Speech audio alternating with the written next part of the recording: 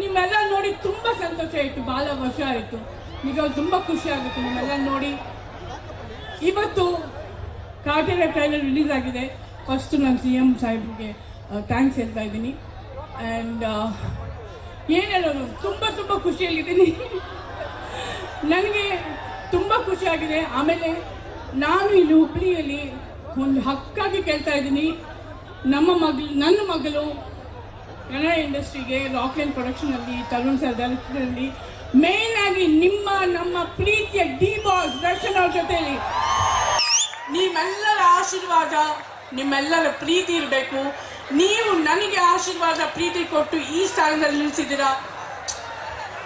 ಹಾಗೆ ನೀವೆಲ್ಲರೂ ನನ್ನ ಮಗಳಿಗೆ ನನಗಿಂತ ಹೆಚ್ಚಾಗಿ ನೀವು ಬೆಳೆಸಬೇಕು. ಅದಕ್ಕೆ ನೀವು ಕಾಟೇರ ಚಿತ್ರ ಪ್ರತಿಯೊಬ್ಬರು, ಪ್ರತಿ ಹೆಣ್ಣು, ಪ್ರತಿ ಹೆಂಗಸು, ಪ್ರತಿ ಮಕ್ಕಳು ಎಲ್ಲರೂ ಪಿಕ್ಚರ್ ನೋಡಬೇಕು, ಗೆಲ್ಲಿಸ್ಬೇಕು. ನಮ್ಮ ಕನ್ನಡನ ಗೆಲ್ಲಿಸ್ಬೇಕು.